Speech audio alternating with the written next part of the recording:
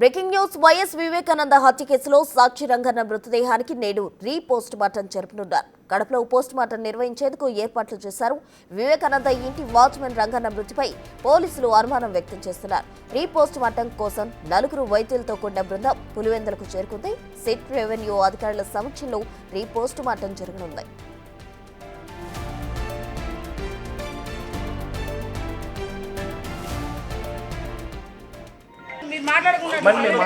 ఆగండి, అయిపోయినాక మాట్లాడతారు కదా. ఆగండి, ఫస్ట్ ఏం చూడండి.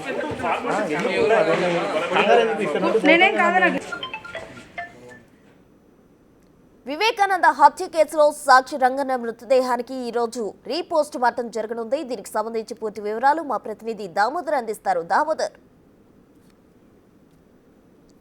ప్రసన్న, వైఎస్ వివేకానంద రెడ్డి హత్య కేసులో కీలక సాక్షి గెస్ట్ హౌస్ వాచ్మెన్ అయిన రంగన్న మృతదేహానికి మరోసారి ఈరోజు పోస్ట్ మార్టం నిర్వహించనున్నారు. ఇందుకు సంబంధించి 5 వైద్యులతో వైద్య బృందాన్ని ఏర్పాటు చేసిన పరిస్థితి ప్రభుత్వం. ఏదైతే నిన్న సీఎం చంద్రబాబు నాయుడు ఈ ఇష్యూ గురించి ఏదైతే వరుసగా వైఎస్ వివేకానంద రెడ్డి హత్య కేసులో సాక్షుల మరణాల గురించి మంత్రివర్గ సమావేశంలో చర్చించారు. ఆ సమావేశం తర్వాత ఏదైతే రీపోస్ట్ మార్టం నిర్వహించాలని ఒక నిర్ణయం కూడా తీసుకున్నారు. ఇప్పటికే ఏదైతే అతని భార్య రంగన్న భార్య సుశీలమ్మ, కుమారుడు కాంతారావు అనేక అనుమానాలు వ్యక్తం చేసిన నేపథ్యంలో రీపోస్ట్ మార్టం నిర్వహించాలని నిర్ణయించారు. ఇప్పటికే కడప ఎస్పీ అశోక్ కుమార్ ఒక సిట్ బృందాన్ని కూడా ఏదైతే వరుసగా 6 కీలక సాక్షులు కానీ అదేవిధంగా కేసుతో సంబంధం ఉన్నవారు కానీ మరణించిన నేపథ్యంలో వీరందరి మరణాలపైన ఒక సిట్ బృందాన్ని ఏర్పాటు చేశారు. 2 డిఎస్పీలు, 2 సిఐలతో పాటు 5 ఏదైతే ఎస్ఐలు, 10 మంది పోలీసులతో కలిసి ఒక బృందాన్ని ఏర్పాటు చేశారు.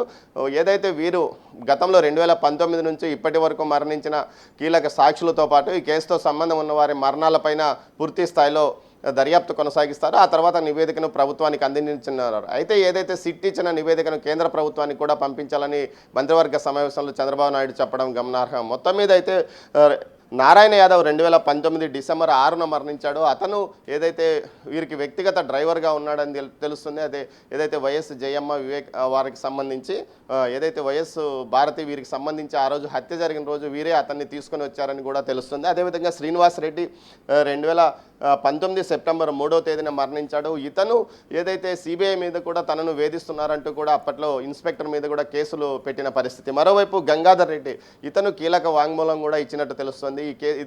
ఈ హత్యలో కుట్రదారులు ఉన్నారు, ఈ కేసును ఎత్తున వేసుకుంటే 20 కోట్ల రూపాయలు డబ్బులు ఇస్తారంటూ కూడా అప్పట్లో చెప్పినట్లు ఇతని మీద ప్రచారం కూడా జరిగింది. నేపథ్యంలో ఇతను కూడా అనారోగ్యంతో మరణించారు. మరోవైపు ఈసీ గంగిరెడ్డి, ఏదైతే భారతీ తండ్రి ఈసీ గంగిరెడ్డి కూడా ఆ రోజు ఏదో హత్య జరిగిన తర్వాత ఇతని హాస్పిటల్కి సంబంధించిన వ్యక్తులు అక్కడ ట్రీట్మెంట్ ఇచ్చారు, బ్యాండేజ్ అన్నీ వేసి హత్యను ఆత్మహత్యగా చిత్రీకరించడానికి ప్రయత్నించారని అప్పట్లో ప్రచారం జరిగింది. దీనికి సంబంధించి పోలీసులు కూడా నిర్ధారించినట్లు పరిస్థితి. మరోవైపు ఏదైతే డాక్టర్ అభిషేక్ రెడ్డి హత్యను దీనికి సంబంధించి ఏదైతే శివశంకర్ రెడ్డి తనకు ఫోన్ చేసి చనిపోయినాడని చెప్పాడు. తర్వాత తాను వెళ్ళి చూస్తే అది హత్యగా నిర్ధారణ అయిందంటూ కూడా పోలీసులకు వాంగ్మూలం ఇచ్చాడు డాక్టర్ వైఎస్ అభిషేక్ రెడ్డి. అతను 2025 జనవరి 10వ తేదీన మరణించాడు. చివరిగా రంగన్న 2025 మార్చి 5వ తేదీన మరణించాడు. ఈ 6 మరణాల వెనుక ఏదైనా కుట్రకోణం దాగిందా, ఈ కేసును నీరుగార్చడానికి ప్రయత్నిస్తున్నారా, అందులో భాగంగానే ఏదైతే కీలక సాక్షులు కానీ వాంగ్మూలం ఇచ్చిన వారు కానీ ఈ కేసుకు సంబంధించి కొంత సంబంధం ఉన్నవారు కానీ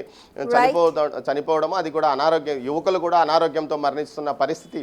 ఇందులో ఏదైనా కుట్రకోణం ఖచ్చితంగా దాగుందనే నేపథ్యంలోనే యొక్క సిట్ ఏర్పాటు చేసినట్టు తెలుస్తుంది.